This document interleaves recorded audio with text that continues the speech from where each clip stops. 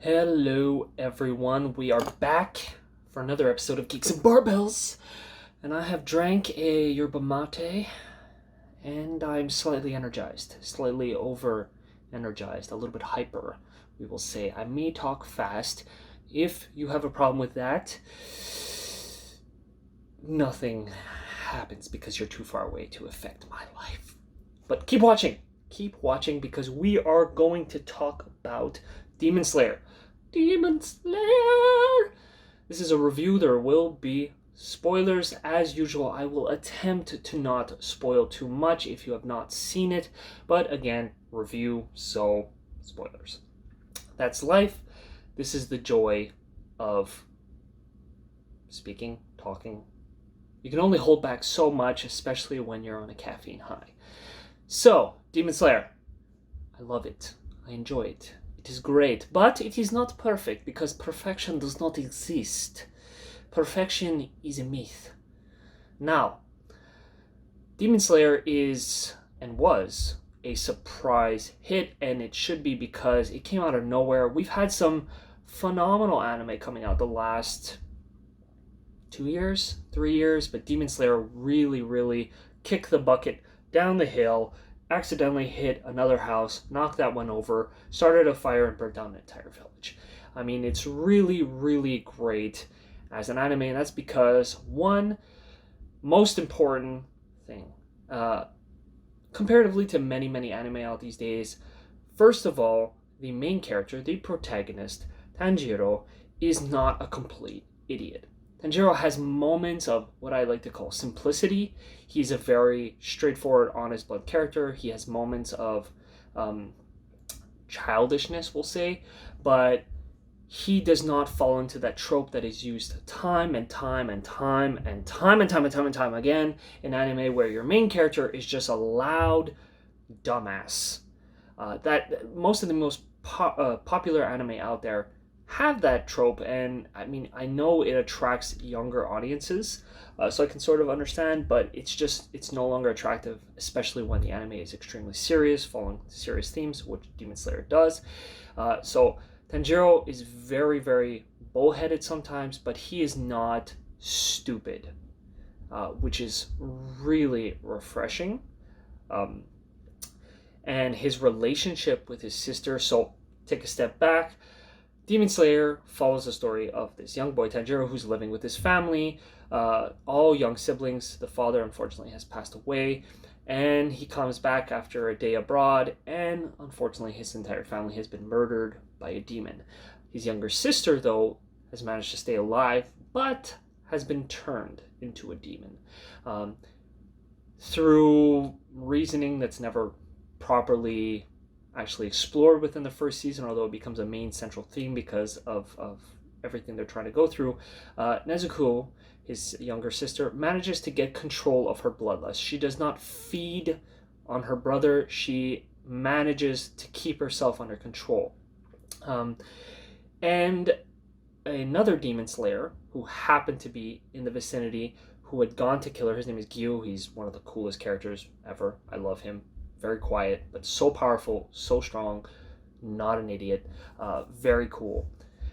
He recognizes her uniqueness and Tanjiro's strength and love, and so does not kill her, sends them both to his master, who then goes on to not only teach Tanjiro how to be a demon slayer as well, but also how to help control his sister. So he uses hypnotic suggestion to stop her from even being more of a risk to humans, and they go on this journey. They go on this journey as he's not only trying to stop demons who are out there killing people, but also figure out a way to heal his sister, to turn her back into a human.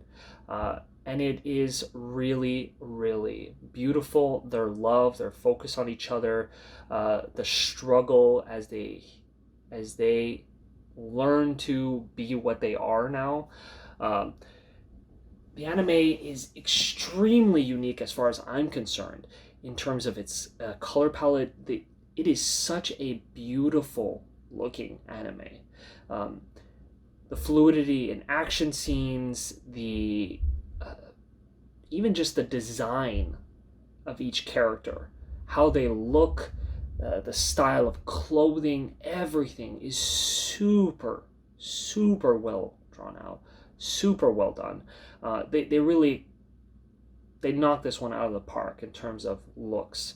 And when you add in a beautiful composition, music that really suits each moment, bringing you up when it's combat, like kind of calming you down when it's any other scene, they do a fantastic job of just setting and making you really see how unique, even though they all kind of fluidly fit into the setting of the whole era, we'll say. Uh, it is still like you know who's who just by looking at them, just by looking at their clothing, look at the way they hold themselves, how they act. Everyone has a personality, and that's with their clothing and with the way they speak and how they do their day-to-day stuff. So that is really something they knocked out of the park in this anime, for sure. I think another thing which I mentioned before is the fact that Tanjiro is actually a serious character throughout much of this. When he has moments of humor, they actually usually tend to make sense and they don't make him look dumb or stupid like many other animes do. Demon Slayer unfortunately does have moments where its humor pulls you out of the setting that, I mean, let's face it, this is an anime about demons and violence and death, and sometimes the Japanese have a way of putting in humor that is very, very childish and does not suit the mood at all. What's great comparatively to many other anime is that Demon Slayer manages to put these moments away from the more serious events, so at least you don't get ripped out of a moment. You just kind of badly transition, we will say. Much of this comes from Zenitsu, unfortunately, and Inosuke. So they are both Demon Slayers as well, who befriend Tanjiro, and they're both very unique. Their background stories are pretty interesting. I think there's going to be much more development in the second season because you don't see that much about their backstory. Much more about Zenitsu comparatively to Inosuke. I'm not really sure if I'm saying his name properly. But they are both pretty interesting. Unfortunately, Zenitsu is kind of ridiculous. To me, he's one of the main reasons why I get pulled out of the mood so many times, because his backstory just simply doesn't justify how ridiculously childish and cowardly he acts in many instances. He goes, one second he's brave, the next second he's terrified, and it's not realistic fear. It's babyish whining fear, and everyone's saying this to him, and then he's crying about it, but then no one can go through that much mockery of their stuff and then also be able to push through the training that he did with his master, make it through the forest and become a demon slayer, go through the things they've been, and still maintain that idiocy. It's just done so that there is like a humorous character within the series, and it is not necessary in the slightest. So it really, to me, Zenitsu's character just constantly ruins the mood of the anime. Inosuke, who acts kind of ridiculous and insane sometimes, is much more acceptable. He has like this kind of humor to him that he's not trying to make a joke, he's just fucking weird. Okay? And so that can be humorous. Zenitsu is awkwardly weird, awkwardly just, his character portrayal just doesn't make sense in many instances. Just doesn't. That's my own personal taste. I can't get over his character, because he could have been much more interesting if they had at least seen him develop slightly. Instead, by the end of the first season, he's still acting like an idiot. I can't handle that kind of stuff. Pull away from judging. Talk about we'll call it the magic system in it, because we could say it's the combat system, the martial art, but like many anime, there's things within it that kind of on the dividing line between the supernatural and the normal. So the combat system, the way that the demon slayers fight against demons, is usually using these specialized breathing techniques, which allows them to, I suppose you could say, pull in massive amounts of oxygen from the air, infuse their cells, saturate them with oxygen, and be able to output much more physical energy than they normally would be able to. This, of course, within real life makes no sense and is not based in reality in the slightest, but within an anime it's perfectly acceptable. And they bring this into the visual sphere by basically having different types of breathing. So for example, Gyu and Tanjiro learn what's called water breathing. So it's fluid movements, we will say, utilizing like spinning techniques and flowing motions to gather energy and momentum to really output even more force. Later on in the season, Tanjiro even has a second breathing technique, which is really, really cool. You don't really know much about it except that it comes from his family. And there's many other techniques. There's the flame breathing technique, there's mist, there's insect. I think it's called insect breathing, something like that. Lightning. There's all sorts of different kinds of breathing techniques, each one unique in their own capacity to create different kinds of stylistic movements, which are really, really cool to see. And when you add in the fact that the series itself has so much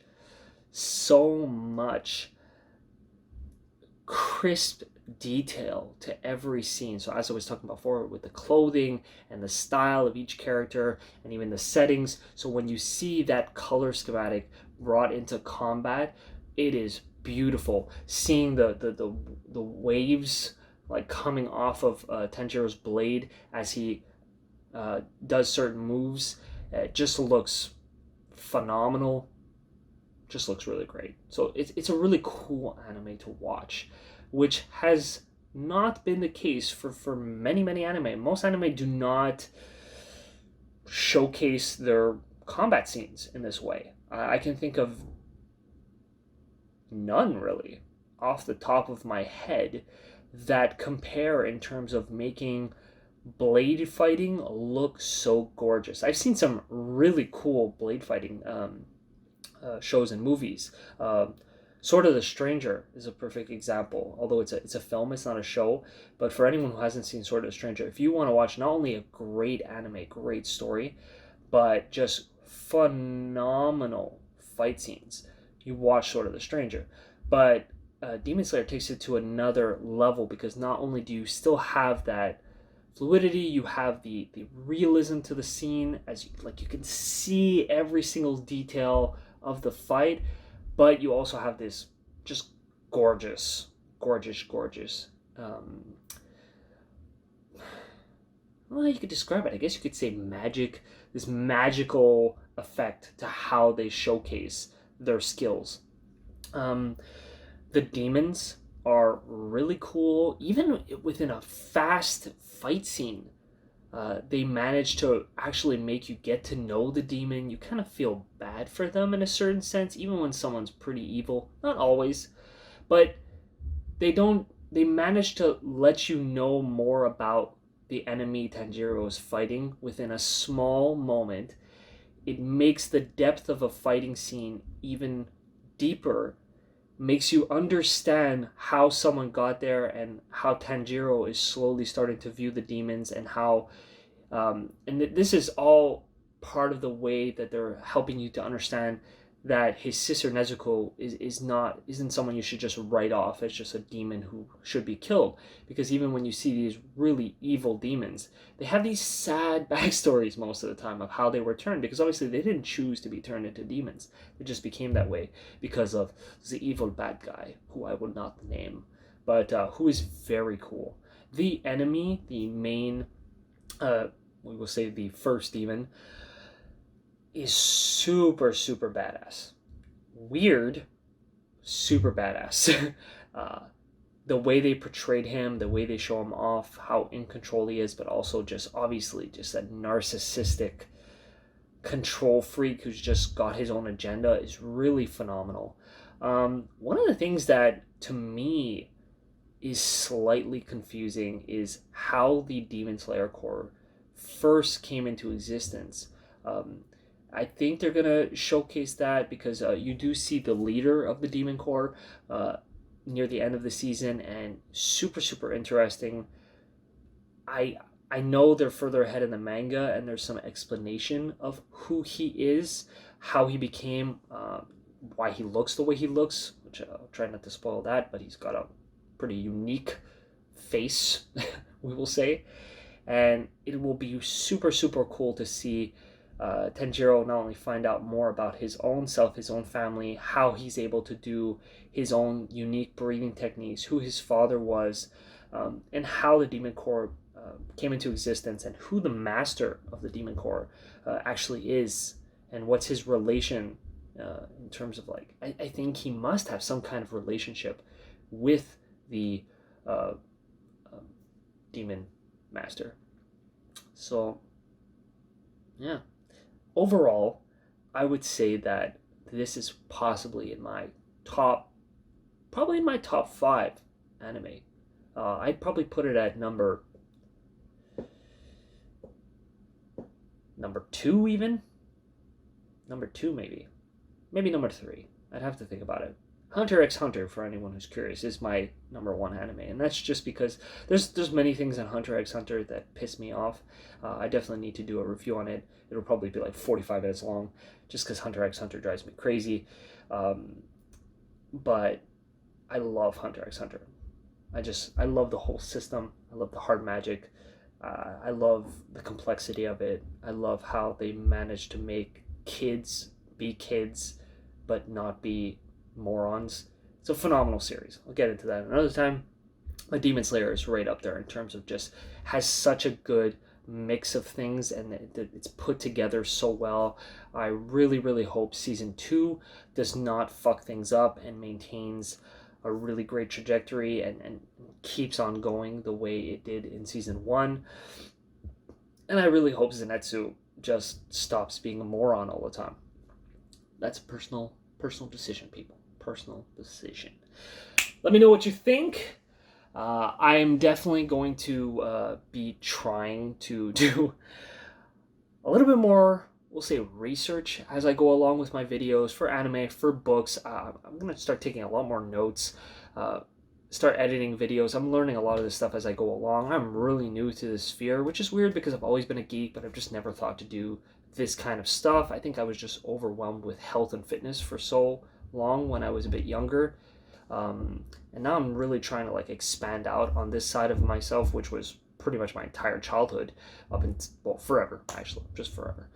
So let me know what you think. Let me know how I can improve these videos, ways you think I can review better, talk better, things you want me to discuss. Like, subscribe, comment, check out the website, GeeksnBarbells.com. Let me know if you guys want me to even just check out other stuff. I mean, would you guys think it would be cool for me to read the mangas, which I've never done? I actually have never read a manga. I mean, to be fair, sorry. I read a couple of mangas when I was very young, and I just didn't get into them because I was such a big novel reader. 600-700 page books are just huge. And then when I tried to switch over to mangas, which are very small, it's mostly pictures, just not a lot of words per page. It was just such a brain fuck for me. I had real trouble trying to transition and do those things. But if you guys think it's really worthwhile for me to check out a certain manga, you'd like to hear me review it, let me know, and I will. So everybody, thanks for listening. Stay healthy, stay happy, stay geeky. And don't let COVID get you down. We are going to make it through this. And we have tons of anime and tons of books to check out and enjoy while we're stuck at home. Peace, everybody.